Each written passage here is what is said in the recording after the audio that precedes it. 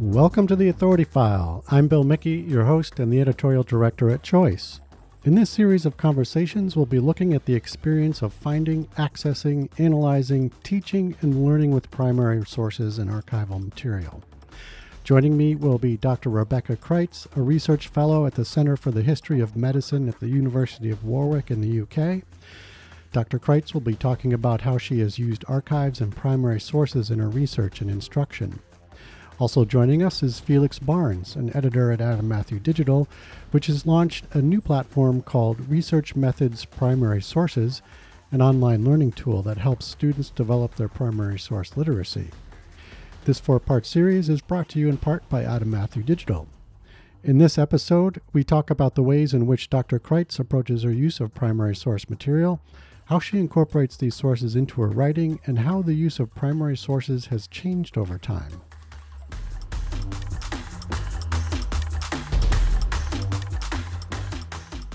Okay, so Becky, tell us a little bit about the importance of using primary sources in your area of research, in particular. When is it helpful, and can you give us some examples there? Yeah, primary sources are just so important because they can really enrich our collective understanding of the past, and they enable us to explore neglected histories of people and processes and things that might have never been considered important before, but we now feel more and more essential to understanding the past. It's essential for my area of research, which is violence and crime. I focus on the histories of those who are exploited, abused, and oppressed. And usually that means they've been silenced in the historical record. So primary sources can actually have this really radical function to challenge the historical record so far, or collective memories that reify and reproduce those unequal power structures. That said, there is a big challenge. Those with less power tend to leave fewer accessible primary sources. And so instead, we often have to use sources made about them rather than by them. And so we have to approach with that critical awareness of that methodological challenge. So where do you tend to look for your primary sources, and what's your usual approach to using them? And maybe while you're answering that, talk about that power dynamic and how you kind of navigate that. Yeah, sure. So when I'm trying to locate primary sources, first of all, I'll ask who is interested in this subject at the time, or who may have witnessed your historical problem. That can be the first way in, but also it's great to just ask other experts, and especially librarians and archivists. They have this knowledge, and so collaboration can be really productive there. Usually I'll try for a combination of physical and digital collections, judicial, policing and prison material. That all tends to be held in physical archives, state documents, so of course they hold that sensitive information, unlikely to be digitized. But then digital platforms and collections offer such a lot. Digitized newspapers and professional journals and oral histories as well are really valuable. When I'm doing that sort of research as well, I'll be approaching with a research question, but I'll also be ready for those unexpected research pathways that emerge. Because sometimes you just have to be ready to be surprised and be ready for primary sources to contradict all of your expectations. But you asked me as well about power imbalances, didn't you? You're right. Yeah. If you could just sort of give an example of that. Yeah. Yeah.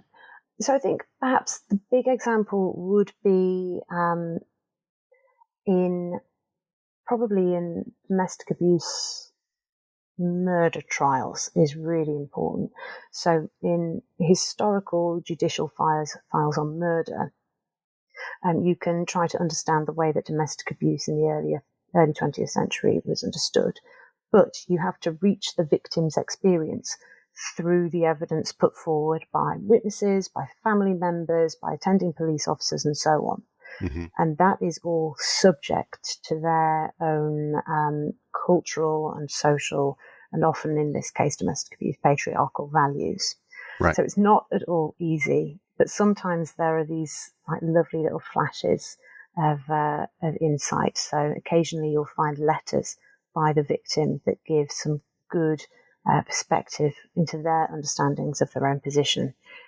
And so you can read a lot into the ways that they were either received or ignored by the judiciary, by the police, by medical professionals, and so on. Right. So that leads me to my next question, which is how are you incorporating these sources into your writing and research? I mean, like you've just explained, there's a whole lot of contextualizing that needs to go on there in terms of how you're interpreting these sources and who's saying what and why. And so how does that work for when you're actually writing your research? Yeah, it can be difficult. Primary sources, they play this really central role in neglected histories like those that I research. So they're the foundation of my writing because there is often very little specific scholarship on the subject. So you're really starting from scratch sometimes. And that can be very methodologically challenging. You're trying to reach the experiences of the oppressed, the neglected, and the exploited, but usually their voices are mediated through the official gaze of the state or through this really voyeuristic gaze of the press, which is very selective. Right. So it demands a lot of contextualization to understand the worldview of the source creators, their intentions, their own purposes in this generation of material. And that requires a very critical approach to navigate the problem of source creators' own agenda. So you can see that in particular in sources like newspaper reports of violence. They're very, very selective when they're reporting violence and crime, and they tend to reflect and reify contemporary social and cultural values, which are often very hierarchical, very sexist, very classist, very racist. So they can miss out quite intentionally on any key information that interrupts what they regarded as a readable or saleable story. So, for example, if you come across a newspaper article about some event, you're automatically thinking at that point, well, I need to go find X, Y, and Z to help me support or fill out the actual story itself, right? Yes, indeed. Yeah. I have come across cases where a newspaper report has portrayed a perpetrator of murder as being a victim with a broken heart. And then you get into the archives and you read the diaries and the letters of the victim, and you realize that the press have really intentionally misrepresented what happened to reinforce their own ideas of gender order. Right. Felix, I'm going to jump over to you and ask you if you could just give your perspective on how the use of primary sources have changed over time. Yes, that is a really interesting question because in some ways the use has not changed a lot, but the questions you may ask of those sources is always changing, and it's very much speaks to what Becky was just saying about marginalized and oppressed people. There was a time when we only talk about the great men. That's what the sources were used for, to uncover the acts of great people. And obviously the questions asked of these sources has changed enormously from the few to the relatively many. So I'd say that's one way, is that it's just not changed, it's just the questions change. Right. But there are maybe a couple of other things to say or to mention as well, which is that, and it relates to those questions, is that, let's say, with the advent of digitization and other forms of technology, the questions or you can ask of these sources changes massively because you have access to a huge amount more data. And of course, that's a huge amount more data you may just read through, or it's a huge amount of data to which you may point a computer in some form, and text recognition, for example, and doing quantitative analysis of sources. So those are the kinds of ways in which the primary sources are used, slightly differently, at least, all those technologies. And there may be also something to say in terms of the use of primary sources about the ethical aspect of things as well. And you can see that there is, and it does relate slightly to those questions, that there's an ethical act in looking at these, working out what stories you want to uncover and to what purpose in the present as well. And that, of course, is forever going to be a changing thing as well. Talk a little bit more about that. What do you mean by an ethical act in terms of looking at so these? It could be ethics in the broader sense of the word as an action. And then it's really to the service of, what the purpose is. Are you trying to, uncover, how some voices have been silenced, how some people have been treated, or some, sections of society have been treated?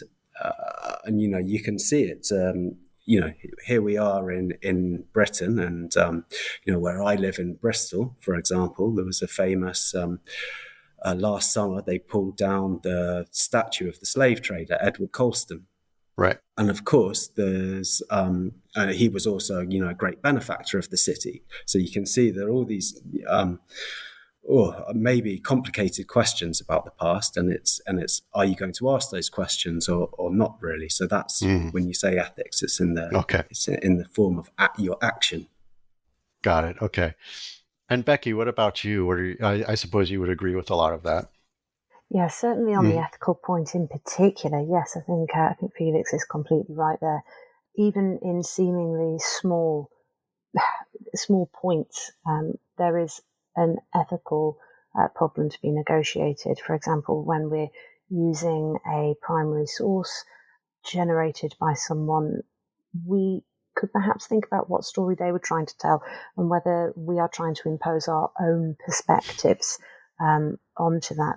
For example, a lot of producers of perhaps artwork who are people of colour, they might get frustrated that their artwork is constantly interpreted by historians and other scholars through the lens of race instead of perhaps health or class or nature or what they intended. So there is also that ethical aspect. Are you projecting your own hierarchical position onto a primary source? Mm-hmm. Nice. Excellent. And Felix, going back over to you real quick for this question, I'm wondering, I want to pull librarians into this process and what have you sort of observed and how working with primary sources is typically supported and facilitated by librarians?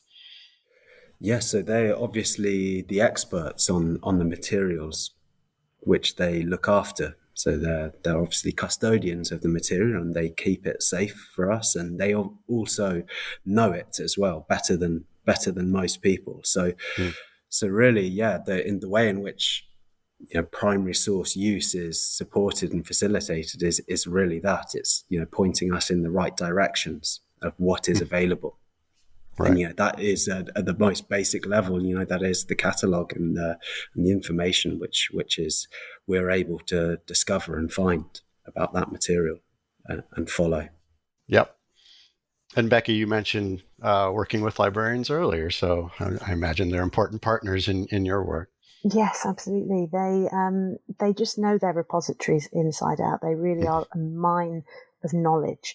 And so they are really valuable in helping to direct us to new research opportunities, new source bases that perhaps we weren't aware of, or perhaps hadn't considered. So they can also make researchers conscious of these big methodological challenges that they face because they know the life story of a source as well. And that's a really important part of the historical process. As a little minor point, I would call on anyone who is listening to this and is about to engage in some research where they make use of one of these wonderful people.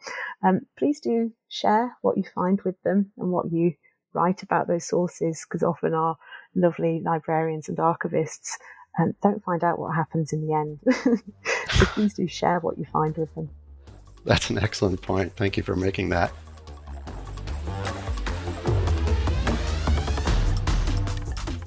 You just heard from Dr. Rebecca Kreitz, a research fellow at the Center for the History of Medicine at the University of Warwick in the UK, and Felix Barnes, an editor at Adam Matthew Digital.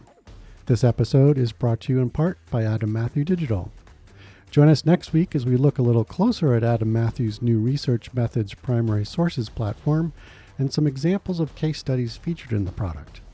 So, for example, we had a case study in the other day about 18th century periodicals, about a periodical called the Ladies Magazine. And it was great. The author talks through, how they would look at this material. And so they say, well, you would think this is a periodical and it's something you would read to get this reflection of society, et cetera, et cetera. They published a lot of fiction, but for example, this author would warn against seeing fiction as this mirror of society. So, you get that little bit of wisdom. If you like what you hear, rate us or give us a review on your podcast platform of choice. As always, sponsorship and advertising for the Authority File podcast are handled by Choice's advertising manager, Pam Marino, and all of our episodes are produced and edited by Choice's digital media assistant, Sabrina Kofer. That's all for this week. Thanks for joining us.